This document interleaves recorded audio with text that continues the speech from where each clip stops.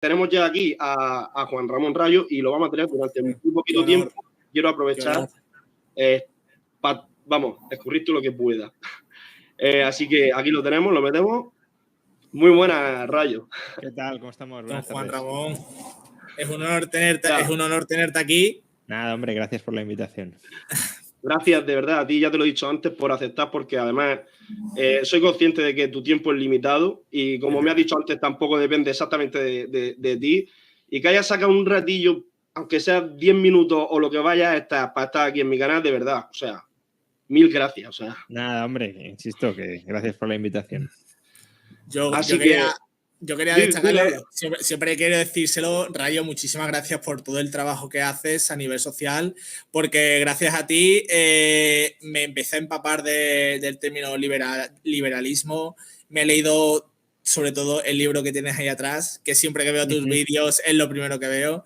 Creo que eres una persona muy necesaria en esta sociedad tan estatista. Creo que poco a poco, con gente también no tan importante como tú, está haciendo que esta sociedad abra los ojos a nivel de impuestos, a nivel de que el Estado no te da el trabajo y no te soluciona la vida. Creo que gente como tú, gente como Daniel de la Calle, sois primordiales sobre todo para que muchísima gente, sobre todo, deje ya de ser tan ciegos con tanto Estado y con tanta comodidad. Simplemente para dar una alternativa. Bueno, es de lo que se trata, ¿no? De ir dando la batalla cultural, la batalla de las ideas y de los ideales, como me gusta decir, y a ver si poquito a poco vamos moviendo, aunque sea unos milímetros, pero la frontera entre estatismo y libertad, ¿no? Para que nos acerquemos un poquito más a la libertad, claro. Pues sí. Bueno, Rayo, aquí el experto eres tú, el profe eres tú, ¿vale? No, hombre, pero bueno, no sé. Pero que nosotros estamos aquí, ahora hemos empezado un camino que tú empezaste hace muchos años, ¿vale? Sí. Y lógicamente tu experiencia, vamos, es muchísimo más vasta que la nuestra, entonces quería yo aprovechar que tú estás aquí, ¿vale? Para hacerte algunas preguntas sobre dudas que podamos tener, tanto nosotros como la gente en general, porque yo, ahora que he empezado a interesarme por este tema, yo me pongo a hablar con la gente, ¿vale? Y la gente dice, eso es anarquía, eso es una locura, eso no se puede, ¿sabes? Entonces, yo, desde mi ignorancia, desde que todavía no tengo suficiente información, no sé responder a ciertas preguntas que incluso yo mismo me puedo llegar a hacer, ¿sabes lo que te digo? Entonces, pues quería aprovechar para hacerte algunas preguntillas, ¿vale? Venga, pues dispara, me he preparado una situación ficticia para que me digas qué harías tú en esa situación, ¿vale? ¿Cómo crees que sería la forma de resolverlo, el problema? Muy bien. No tiene por qué haber solo una forma, ¿eh? No, por supuesto. Claro. Y además también, esto es como la evolución. La evolución es más inteligente que cualquier diseño inteligente, con lo cual a veces tratar de anticipar lo que haría el mercado es un ejercicio, como decía Hayek, de fatal arrogancia. No sé qué solución va a dar el mercado. No soy un planificador socialista y si lo fuera fracasaría, ¿no? Pero bueno, podemos intentar hacer algún ejercicio de imaginación. Exacto. Yo te voy a dar mi opinión, que yo creo que el liberalismo, lo bueno que tiene tantas ramas, que no es solo una, como puede ser a lo mejor el socialismo, que siempre todas las ramas ideológicas del socialismo, por englobarlos todas, siempre van a actuar de la misma forma, que al fin y al cabo es hacer un Estado gigante. Yo creo que el liberalismo tiene tantas ramas, anarcocapitalismo, paleoliberalismo, minarquismo, que puede tener cada una su solución para cualquier problema de la sociedad, que yo creo que es lo bueno del liberalismo, que si la gente, porque hay ejemplos, ¿no? Países nórdicos con matices liberales, que son grandes ejemplos económicos, que yo creo que si la gente realmente se diera cuenta y se informara de lo que es el liberalismo, se darían cuenta que llevarían años equivocados de tener una visión estatista y de que el Estado es el que te soluciona la vida, cuando es al fin y al cabo quien crea el problema de tu vida. Bueno, yo creo que hay de todo, ¿no? A lo mejor sí que hay gente a la que le soluciona la vida y por eso lo defiende tan enérgicamente. Yo por romper también una lanza por el socialismo, ¿no? No sé si en la cabeza o de otra forma. A ver, tampoco diría que todos los socialistas pretenden un Estado gigantesco. Ese ha sido el formato del socialismo real, bien, pero también existe socialismo cooperativista o incluso socialismo anarquista, que, bueno, a diferencia del anarcocapitalismo, que sí que más o menos podemos entender cómo sería. Otra cosa es si es viable o no, pero digamos el modo de organización está relativamente claro, o al menos los principios de organización son relativamente claros. En el caso del anarcosocialismo o anarcocomunismo, sería mejor decir, pues es un ejercicio más bien de incoherencia interna de raíz, ¿no? Pero bueno, ese sería otro debate. Bueno, vamos a empezar un poquillo así para que no, o sea, para que nada clara, una definición clara de lo que sería anarquismo, o sea, perdón, anarcocapitalismo. Y luego, por otro lado, liberalismo y cuáles son las diferencias que habrían entre esos dos movimientos, entre esas dos vertientes. Bueno, a ver, definiciones las puede haber muy variadas, ¿no? Y probablemente la que vaya a dar yo no será del agrado de todas las personas, incluso a lo mejor tampoco de todos los liberales, pero yo suelo definir el liberalismo como la rama más amplia. Es una filosofía política que defiende el respeto irrestricto a los proyectos de vida ajenos. Y por tanto se trata de articular principios jurídicos, por tanto también económicos, que permitan una coexistencia pacífica dentro de la sociedad, para que dentro de ese espacio moral de cada cual, pues uno pueda vivir su vida como le dé la gana, eso sí, sin pisotear coactivamente, sin agredir la vida de otro, que también tiene ese mismo derecho a vivir su vida como le da la gana. Y a partir de ahí pues surgen el resto de principios de libertad de acción, propiedad privada, autonomía contractual, libertad de asociación, etcétera, etcétera, etcétera. Bien, ese sería el marco institucional, ideológico, filosófico, como lo queramos llamar, del liberalismo. Y luego, dentro del liberalismo hay una tensión que es obvia, y es cuál es el organismo encargado de hacer que estos principios básicos rijan en sociedad. Y claro, los liberales clásicos de alguna manera aceptaban que esto lo hiciera el Estado, incluso pensaban que era un monopolio natural del Estado y que era positivo que fuera el Estado, porque los ciudadanos voluntariamente le habían cedido parte de su libertad, parte de su soberanía, para que el Estado se encargara de estas cosas, del orden público, ¿no? No de otras cosas, pero del orden público sí. Esta visión, sin embargo, es una visión muy ingenua, ¿no? Porque nunca ha habido esta cesión de soberanía, ni mucho menos. Los estados no han surgido así, no han surgido por libre acuerdo, por libre voluntad. Los estados pueden haber surgido de distintas formas, pero la forma más habitual es la rapiña, ¿no? Es una mafia que se convierte en dominante y que se asienta en un territorio para exprimir a los pobladores de ese territorio. Y claro, a partir de ahí pues ya les presta también un cierto servicio de protección, incluso de cuidado, ¿no? Es un poco lo que hace un pastor con las ovejas. Pues claro, un pastor tiene ovejas, las cuida, las protege de los lobos, pero luego las esquila y luego a veces incluso las mata y las devora, ¿no? Entonces, es una relación así de ese estilo. Es un parasitismo sostenible en el tiempo, y por eso muchos liberales rechazan de raíz la organización estatal. Yo rechazo de la raíz filosófica la justificación moral del Estado. No creo que exista ningún tipo de justificación moral para el Estado. Uno podría llamar a esto anarquismo o anarcocapitalismo, pero bueno, en general anarquismo filosófico, es decir, en el plano de la filosofía política niego, con argumentos, claro, y abierto al debate siempre, pero niego la existencia de legitimidad política del Estado. No conozco ningún argumento razonable, verosímil, creíble, que permita fundamentar la autoridad del Estado para gobernarnos, para mandarnos, para tener la legitimidad de regir nuestras vidas. Y si un anarquista filosófico da además el paso de pensar que podemos vivir sin Estado, no que podamos vivir en un mundo ideal, claro, sino en el mundo real, en el sentido de si mañana se eliminara el Estado, de verdad seguiríamos o subsistiríamos sin Estado, o el Estado volvería a surgir y volvería a convertirse en un ente dominante como lo ha sido hasta la fecha.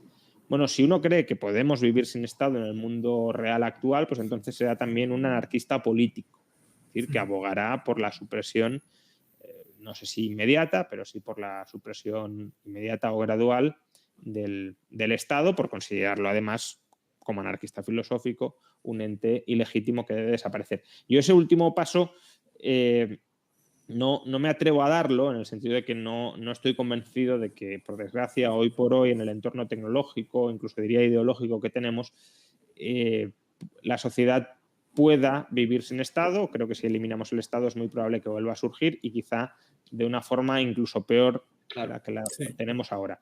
Pero desde luego sí creo que el anarquismo filosófico es difícilmente batible.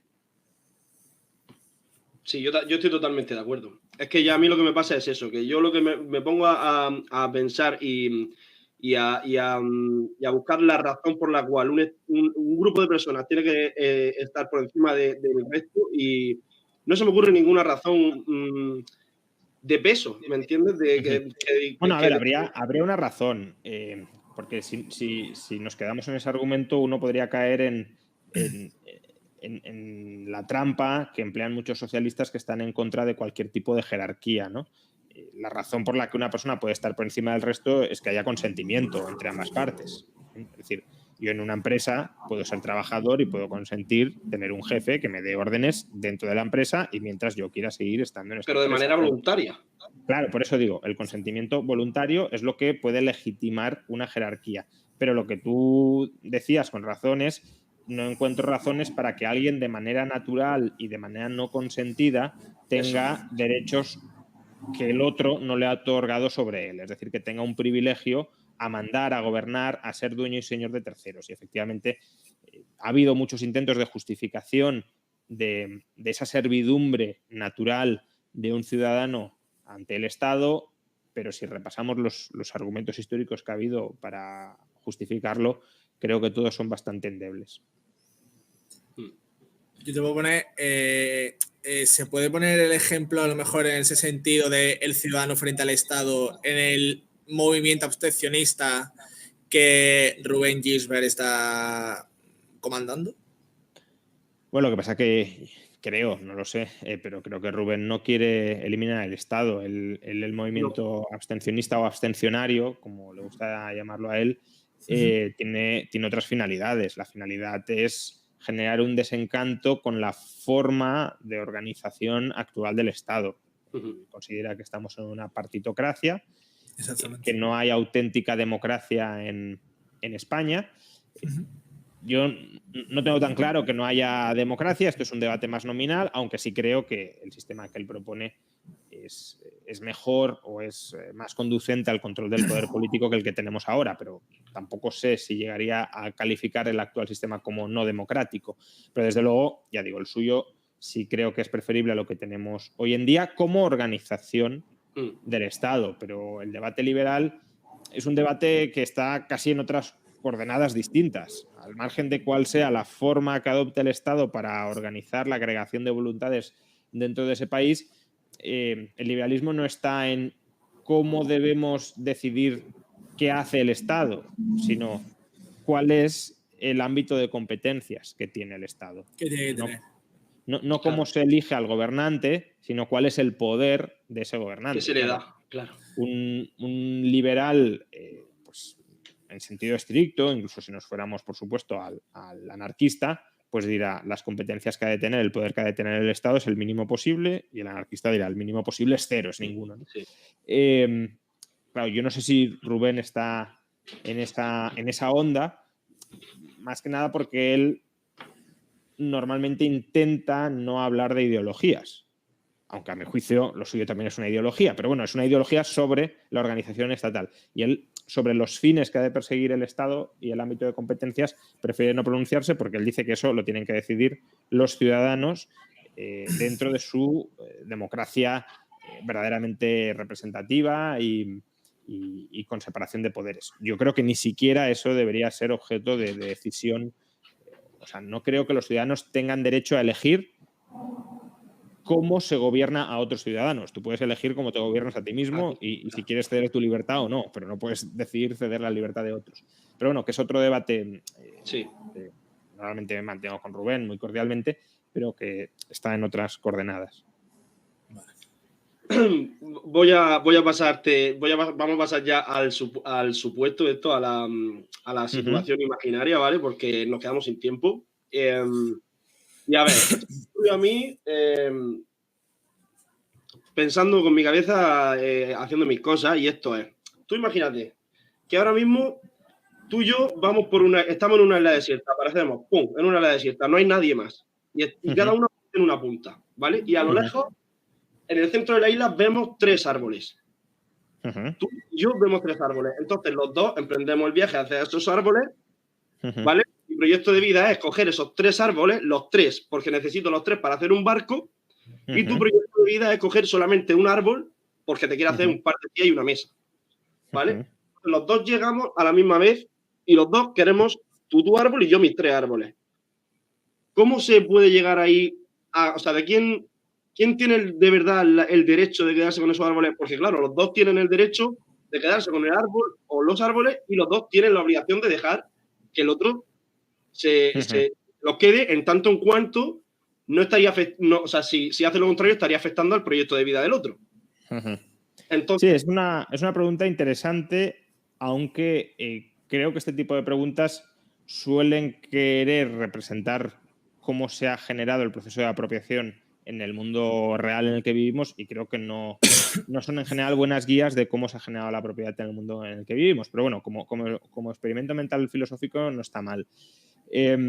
A ver, aquí entraría, a mi juicio, lo que en filosofía política se llama el proviso o la proviso de Locke. John Locke es el padre del liberalismo y el que teoriza cómo surge la propiedad, ¿no? Y John Locke decía que la propiedad surge mezclando el trabajo de una persona con el mundo externo. Bueno, si reinterpretamos, yo creo, desde una perspectiva de acción deliberada, lo que quería decir Locke, pues un poco lo que decías tú, ¿no? Si yo inserto algún objeto del mundo exterior en mi proyecto de vida, en mi plan de acción, y lo inserto además actuando sobre él, porque claro, yo también podría decir, mi proyecto de vida es apropiarme de Marte. Sí, vale, pero cuando te apropies ya hablamos, ¿no? Es decir, que tú tengas la expectativa o el deseo de apropiarte de algo no te confiere automáticamente la propiedad. Ahora, si yo llego a Marte, lo ocupo parte de Marte y nadie más ha llegado, pues yo no estoy interfiriendo en el proyecto de vida de nadie, porque nadie estaba usando esa parte de Marte y, por tanto, que yo la use y la integre en mi propiedad no impide que ninguno de los planes de acción que ya se venían realizando se sigan realizando. Pero, claro, lo que tú planteas es los dos llegan a la vez y, por tanto, existe un conflicto entre yo quiero los 3 árboles y tú quieres solo un árbol. Dejando de lado que probablemente ahí no tendríamos una discusión de filosofía política, sino que probablemente los dos entrarían en guerra y el más fuerte decidiría. Pero claro, la filosofía política o la filosofía del derecho surge justamente para evitar ese conflicto, para que pueda haber unos principios generales, imparciales, universales, para resolver estos problemas sin llegar a la violencia. Entonces, ¿cuál sería, como digo, la respuesta? Bueno, Locke decía, te puedes apropiar si mezclas tu trabajo con el mundo externo y este es el proviso de Locke, si dejas suficiente y de suficiente calidad para los demás. Es decir, que para Locke yo no me podría quedar con toda el agua del mundo. ¿Por qué? Porque no estoy dejando suficiente y de suficiente calidad para los demás. Es decir, no estoy dejando algo de la misma especie, del mismo tipo de bien, para que otras personas que se la quieran apropiar se la puedan apropiar, ¿no? Claro, aquí también depende de cómo interpretemos el proviso de Locke, ¿no? Porque si lo interpretamos de un modo muy estricto, muy restringido, prácticamente nada sería objeto de apropiación, porque uno siempre puede decir que cuando yo me apropio de algo que es común, pues estoy restando gravemente lo que queda para los demás y por tanto nadie se podría apropiar de nadie, ¿no? Y Nozick reinterpretó el proviso de Locke como que, claro, si yo me apropio de algo y lo utilizo productivamente para generar valor en el mercado, en realidad estoy incrementando su disponibilidad. Es decir, hay hoy más bienes disponibles para todo el mundo de lo que lo había pues hace 1000 años. Materialmente, a lo mejor, o sea, materias primas, recursos naturales, a lo mejor había más hace 1000 años que hoy, pero la disponibilidad efectiva que cualquier ciudadano occidental tiene hoy de bienes materiales es muchísimo más grande hoy que hace 1000 años. Por tanto, ahí podríamos decir que se cumple el aproviso de Locke porque nos hemos apropiado de los bienes y los hemos convertido en más disponibles para todo el mundo. Porque los vendemos, por ejemplo, los transformamos y los vendemos a través del mercado. No es que los retengamos fuera del mercado para que nadie acceda a ellos. Claro, en el caso que tú mencionas, pues aplicando el aproviso de Locke, lo lógico sería que la persona que quiere un árbol se apropie con el árbol y tú te quedes con los otros dos. ¿Por qué? Porque si te quedas con los tres, no estás dejando suficiente y de suficiente calidad para los demás. Es verdad que tú puedes decir, bueno, pero si el otro se queda con el uno, mi proyecto de vida, que son construir una barca, no lo puedo conseguir. Claro. Efectivamente, pero es que tú no tienes derecho a conseguir tu proyecto de vida. Tienes derecho a que nadie interfiera en la consecución de tu proyecto de vida. Pero claro, tu proyecto de vida puede fracasar. Entonces, si tú solo te apropias de 2 árboles y esos 2 árboles no son suficientes para construir la barca, eso no es una vulneración de tus derechos. Como decir, no, yo es que mi proyecto de vida, por seguir con el ejemplo anterior, es llegar a Marte. Vale, ya. Tienes derecho a que nadie te impida llegar a Marte, pero no a que llegues efectivamente. ¿Vale? Claro. O sea, aquí lo mismo. Y si los dos habéis llegado al mismo momento y uno solo reclama un árbol de los 3 y tú reclamas los 3, insisto, por sentido común del proviso de Locke, creo que la solución lógica sería que él se apropie de uno y tú de los 2. Claro, sí, eso es la solución lógica, además, la más coherente, la que cualquier persona diría, pues, a ver, lo lógico es que tú te fastidias y te quedas sin uno de los árboles y buscas la madera en otro lado, yo qué sé, ¿sabes? Pero no puedes dejar a la otra persona que solo quiere uno. Tú estás siendo egoísta, ¿sabes? Por así decir. Sí, pero no solo el egoísmo, es el egoísmo en el sentido de que hay insuficiencia de bienes para todos y la propiedad privada, extraer cosas del común, digámoslo así, tiene pleno sentido cuando no privas absolutamente de cualquier capacidad de apropiación a los demás. Si lo haces, pues ahí ya las reglas de la propiedad privada quizá tienen algo menos de sentido. Y a su vez es que además también estás planteando el caso de que los dos llegan a la vez, con lo cual nadie tiene claramente un mejor derecho que otro. Claro, si hubiese llegado uno mucho antes, aún así se podría debatir sobre el aproviso de Locke, ¿eh? El hecho de que tú hayas llegado 5 minutos antes te da derecho a apropiarte de los 3 árboles y a mí dejarme sin ninguno. Bueno, pero al menos sí que habría ya una mayor presunción del otro de, bueno, yo he llegado antes, por tanto respeta mi apropiación original, primaria. Pero si llegan los dos a la vez, yo creo que es indiscutible que, bueno, por cierto, otra solución que no hemos planteado, que muchas veces hablamos en términos de propiedad privada individual, pero otra solución sería que los 3 árboles fueran a la vez de los 2. Existen figuras de propiedad privada comunal. Y normalmente, de hecho, la propiedad privada surgía así, surgía porque a lo mejor un clan, una tribu, una familia, pues se apropiaba de algo que no tenía dueño. ¿Y de quién era ese algo? Pues de todos a la vez. No es que fuera de uno del clan o de uno de la tribu, era de toda la tribu en conjunto. Entonces, bueno, esa es otra posible solución. Y luego, claro, que ambos negocien en qué usan los 3 árboles. ¿Los utilizamos para construir un barco? ¿Los utilizamos para... los repartimos? 2 para ti, 1 para mí, 1,5 para cada uno. Claro. La diferencia que en la propiedad común, si no me equivoco, para que los dos tengan acceso a dichos árboles, tienen que aportar la misma retribución, es decir, tienen que aportar el mismo esfuerzo de trabajo. Si uno de los dos deja de aportar dicho trabajo, pero la otra persona sigue aportando trabajo, automáticamente la persona que deja de trabajar ya no tiene acceso a los 3 árboles. Entonces, automáticamente ya no sería una propiedad común, sino que automáticamente sería propiedad privada. Bueno, a ver, eso depende cómo entiendas tú el origen de la propiedad. Si el origen de la propiedad surge por mezclar tu trabajo, por interactuar, por insertar esos bienes en tu propiedad, tú sigues siendo propietario aunque luego dejes de trabajar, ¿no? Yo puedo tener una casa, una vivienda vacía y aunque no la esté ocupando o no la esté trabajando, sigue siendo mi casa, ¿no? Entonces, en el caso de los árboles podrían seguir siendo de la persona que no los trabaja.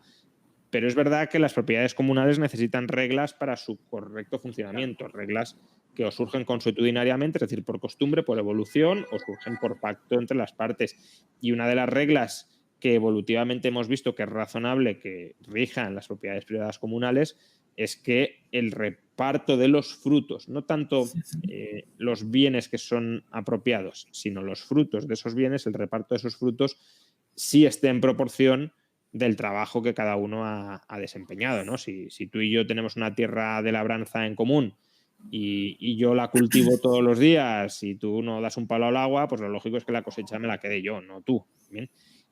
O lo mismo, si los dos trabajamos, pero tú trabajas más que yo, pues lo lógico es que al final de la cosecha tú te quedes una parte mayor. ¿Cuánto mayor? Bueno, esas son las reglas, ya digo, que rigen dentro de la propiedad privada comunal, pero esa regla, o ese principio, mejor dicho, hemos comprobado evolutivamente que es un principio funcional para que las propiedades privadas comunales funcionen en armonía y de manera sostenible en el tiempo. Y si no, pues tiende a haber conflicto, tienden a fracturarse y tienden a desaparecer.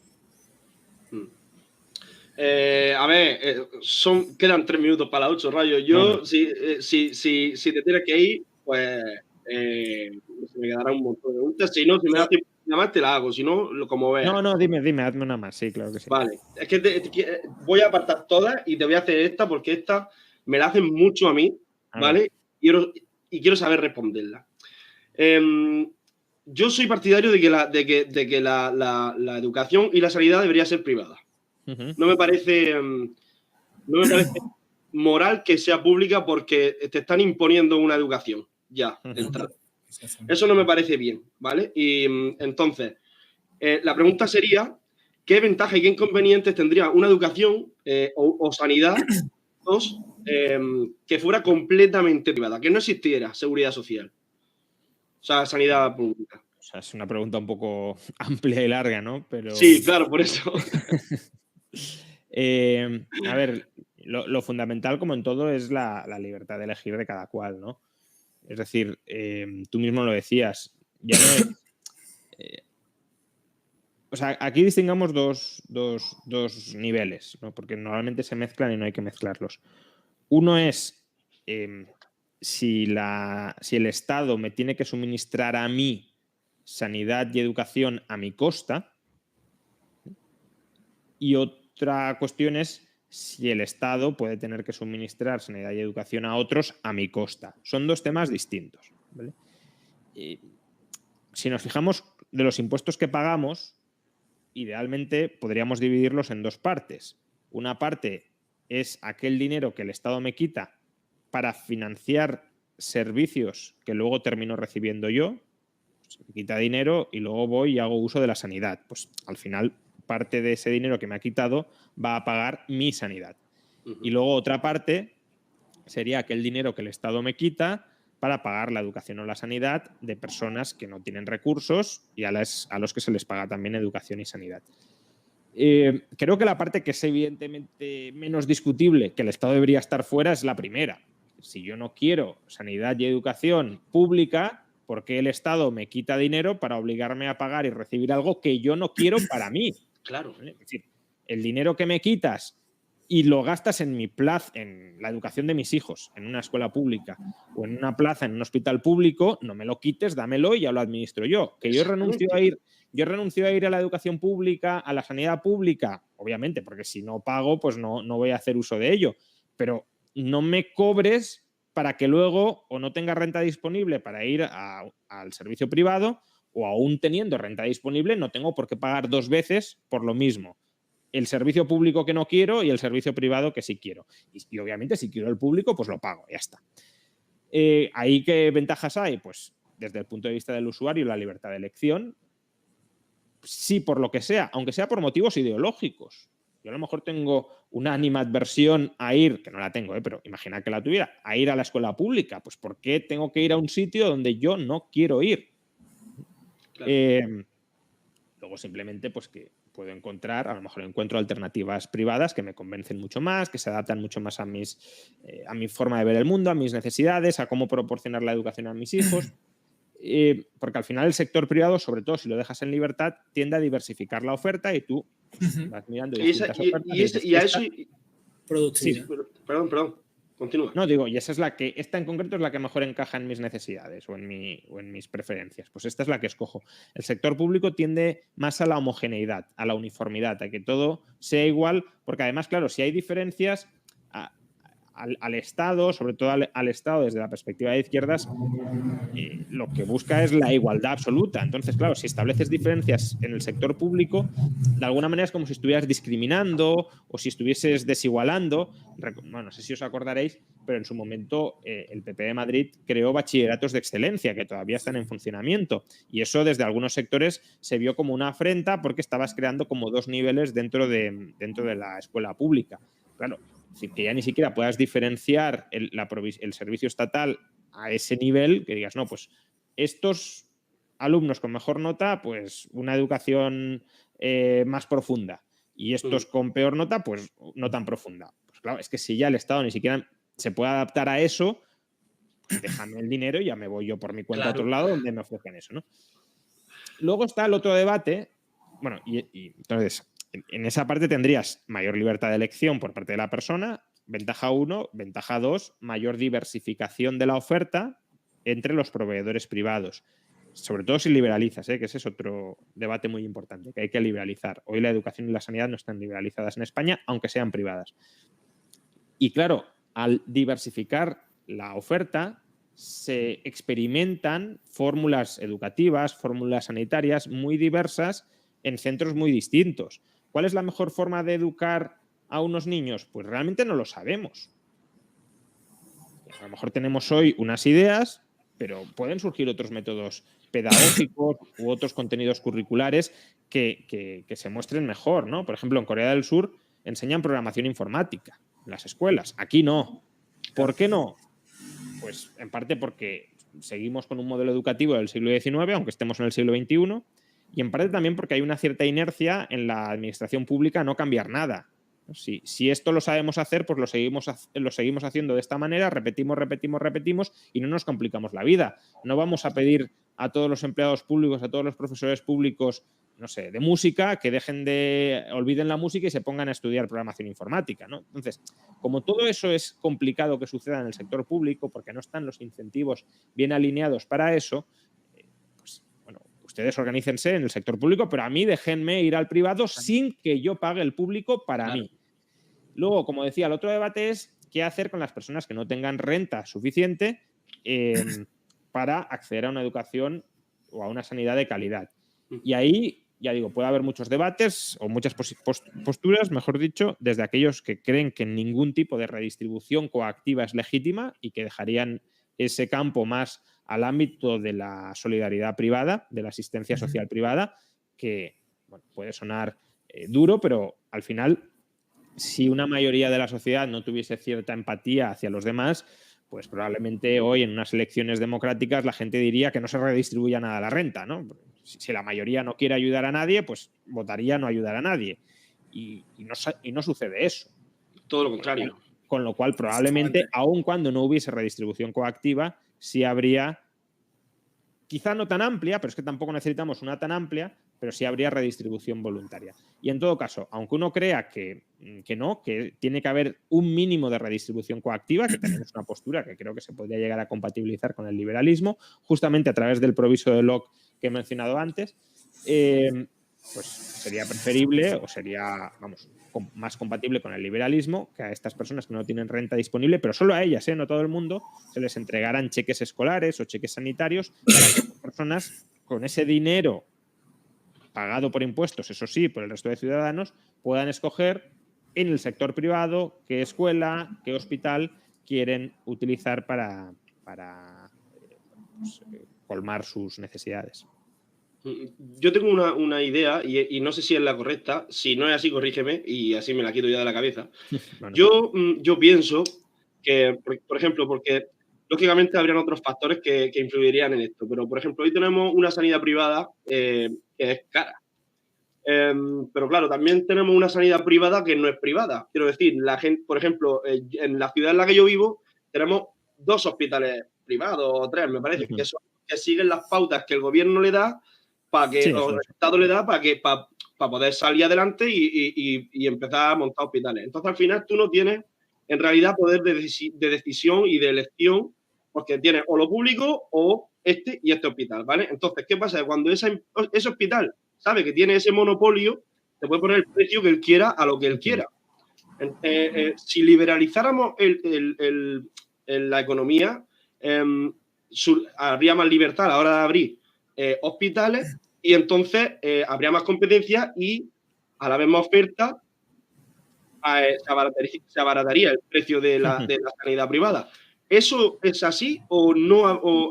Teniendo en cuenta también que en parte sí, hombre. No sé tu caso concreto. Yo no diría que la sanidad privada en España sea especialmente cara. Quiero decir, para ciertos tipos de servicios es más cara la sanidad pública. Quiero decir, el gasto público en sanidad por español son unos 1.500 euros, ¿vale? Al año. Claro, uno se plantea, si nos dieran 1.500 euros, ¿podríamos acceder a una buena sanidad privada? En general, sí. Es verdad que estas cifras hay que ajustarlas porque, por ejemplo, gente de vuestra edad, pues probablemente no acuda nada a la sanidad y el gasto sea cero. Pero esos 1.500 son una media, no solo de gente de vuestra edad que no acuden nada a la sanidad, sino también de gente de 70, de 80 años que acude mucho más, ¿no? Pero aún así, con 1.500 euros sí se podría obtener una buena sanidad privada a todos los niveles hoy en España, ¿no? Pero lo que dices es cierto. Eso es así teniendo una sanidad privada que está hiperregulada por el Estado. Está hiperregulada, nos dicen, como garantía frente a los ciudadanos, porque claro, no vas a dejar que cualquiera monte un chiringuito sanitario sin ningún tipo de garantías. Y eso en parte puede ser cierto, pero también hay que tener en cuenta que cuanta más carga regulatoria estableces, más cierras, como decías tú, la puerta a que aparezcan competidores y, por tanto, más proteges el mercado para algunos empresarios que han logrado entrar, que a lo mejor tienen grandes capitales y se pueden permitir hacer frente al coste de esas regulaciones muy gravosas, pero no dejas que otros más pequeños entren y presten servicio, forzándote a ti a bajar márgenes y a bajar precios. Entonces, bueno, creo que habría que intentar corregir el problema de información asimétrica, es decir, yo me puedo fiar de esta clínica o no, porque a lo mejor son unos estafadores y con la sanidad no se juega, con la salud no se juega, con mi salud o con la salud de otros no se juega, pero al mismo tiempo sin que esa regulación sea tan gravosa como para que se dificulte, se imposibilite en muchos casos la entrada de nuevos competidores en esos mercados. Y luego, claro, también ten en cuenta que tú hablas de 2 hospitales privados, pero claro, ¿cuántos centros públicos hay? Claro, es que esa es la cosa, que están compitiendo. Si todo fuera privado y de diversas empresas, tendrías ya de por sí mucha más competencia ahí. Pero claro, si el 70, si el 80% de la provisión es pública, pues ahí solo tienes un oferente. Y luego tienes el 20% de la tarta se la tienen que repartir los operadores privados con esas barreras de entrada regulatorias. Que están además compitiendo con una sanidad que es gratuita. Sí, claro. Sí, gratuita en cuanto a costos. Bueno, sí, entre comillas, porque al final, aunque tú no la uses, la va a pagar igual. No, me refería a eso, que también, no me refería a los impuestos, que también, sino que la sanidad pública, tal cual está montada hoy, tiene un coste muy claro, que son las listas de espera. Es decir, al final, si uno se plantea cuánto estaría dispuesto a pagar yo para que me colocaran al frente de la lista de espera, pues, o sea, a lo mejor uno estaría dispuesto a pagar 50 euros, 100 euros. Bueno, pues eso es lo que a ti te cuesta, al margen de los impuestos, lo que a ti te cuesta acceder a través de la sanidad pública, porque si yo estoy dispuesto a pagar 100 euros, 150, 200 euros para que me adelanten en lista de espera 6 meses, pues ese es el coste monetario que yo estoy soportando por estar esperando. Coste monetario que se puede traducir además en un coste sanitario, porque hay problemas sanitarios, patologías, que si no te las tratan rápido se pueden... Sí, a lo mejor no llega, y eso pues todavía sería más, o todavía es más dañino, claro.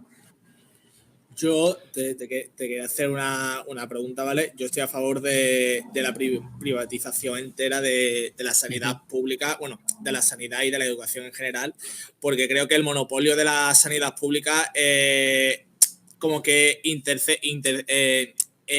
hace que haya unas calidades a nivel sanitarias muy malas, porque lo que estabas hablando de la lista de espera, que creo que en España son una media de 170 días para poder entrar en la sala de operaciones. Creo que a la hora de privatizar, por ejemplo, la sanidad, y sobre todo liberalizar el mercado donde no haya intervención del Estado, quitaría ese miedo al empresario de invertir su capital, abrir más, por ejemplo, ponerte el ejemplo de la sanidad, abrir hospitales. Y al haber más competencia, también es verdad que crearía muchísimo empleo, que eso yo creo que actualmente en España es muy importante.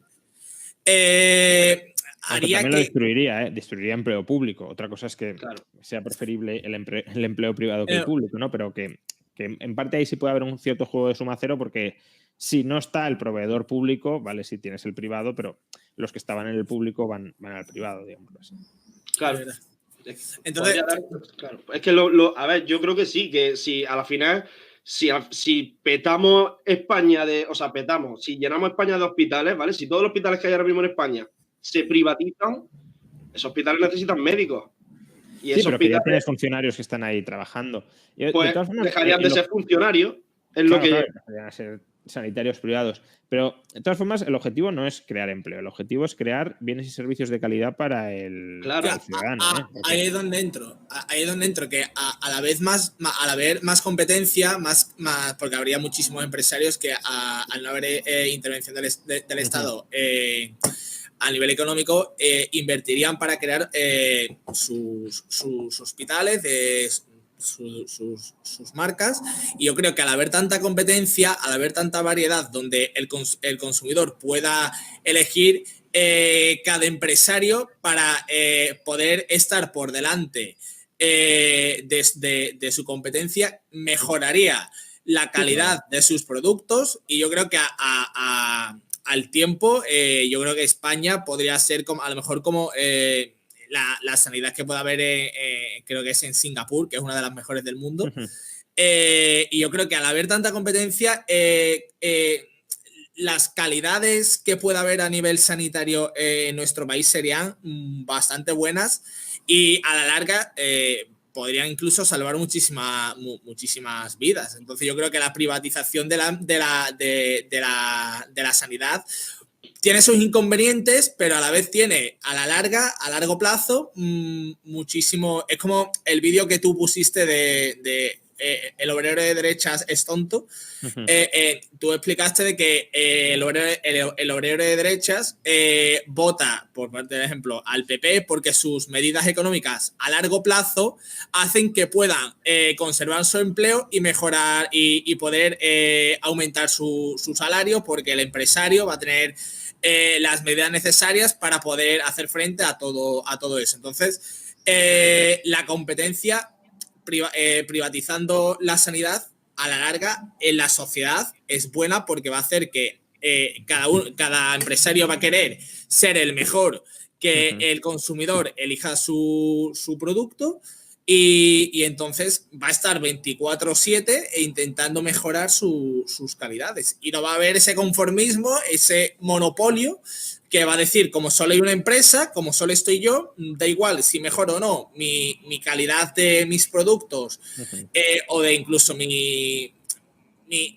plantilla, porque van a ir a mí. Entonces eso yo creo que es una de las grandes ventajas de la privatización de la sanidad. Sí, en general, todo lo que descentralice la planificación, digámoslo así, la planificación de la educación, que cada persona que tenga una visión sobre cómo organizar la sanidad o la educación la pueda materializar en su clínica, en su hospital, y que no tenga que seguir unas pautas comunes, pues esa experimentación descentralizada en todos los ámbitos es la base del progreso técnico y de la mejoría de las formas organizativas de proveer bienes y servicios a los ciudadanos. Entonces, sí, claro, la competencia y la descentralización es fundamental, y es algo que en el sector público no se puede dar, ¿no? No se puede dar no solo porque tengan un monopolio. Incluso un monopolio privado podría tener más incentivos que un monopolio público a innovar. El monopolio público no busca, como decías, obtener ningún tipo de rentabilidad. Le da igual si lo hace bien o lo hace mal, porque tiene garantizada su supervivencia vía impuestos. Un monopolio privado puede ser muy malo y lo suele ser, pero ni siquiera tiene su supervivencia garantizada, porque si lo haces muy mal y la gente no te compra tus productos, pues desapareces. Claro. El monopolio público, si la gente no quiere lo que haces, da igual, porque igualmente va a pagar impuestos y lo mantendrás, ¿no? Ahí tenemos Radio Televisión Española, por ejemplo, pues aunque fuera un monopolio, bueno, es que ni siquiera lo es, pero aunque lo fuera, da igual, porque lo puede hacer mal, lo puede hacer fatal, que se sigue cubriendo sus pérdidas vía impuestos. Entonces sí, creo que esa sería una ventaja grande tanto en sanidad como en educación. Pues, Rayo, no te quiero hacer más, o sea, sí te quiero hacer más preguntas, sí, bueno. pero no puedo, o sea, supongo que te tienes que ir ya, ¿no? Así que... Sí, la verdad es que sí, pero nada. La verdad es que he estado muy a gusto y nada. Ha sido un honor. Ha sido, para mí es un honor estar aquí hablando contigo. Bueno, gracias a ti. Tengo estos conocimientos que poco a poco, gracias a tus libros y a muchísimos vídeos que tú subes, pues actualmente, pues bueno, tengo una ideología clara cuando antes estaba perdido políticamente. De todas formas, las ideologías siempre hay que ir testándolas y revisándolas, ¿eh? No hay que conformarse con lo que uno tiene. Hay que plantearse siempre todo continuamente para ver si resiste las duras pruebas de la realidad. Exacto. Porque además tú puedes estar de acuerdo con muchas cosas que diga una persona, pero con ciertas cosas no, y al final no le resta importancia a las cosas con las que estás de acuerdo. No, o sea, y a lo mejor hoy estás de acuerdo en unas cosas y mañana no, o al revés, ¿no? Es decir, que al final hay que ir reflexionando continuamente. Exactamente. Pues nada, Rayo, me imagino que no hace falta que te diga que o sea, que estés invitadísimo cuando quieras, que aquí tengo un montón de preguntas que no te he hecho, así que si algún día me lo permites, te las haré. Y nada, mil gracias, de verdad, por pasarte por aquí, ¿eh? O sea... Nada, muchas gracias y bueno, pues ánimo también para seguir divulgando las ideas del liberalismo. Del liberalismo. Vale, muchas gracias, Rayo. Muy bien. Muchas gracias. Nada, hasta luego. Gracias por la invitación. Adiós.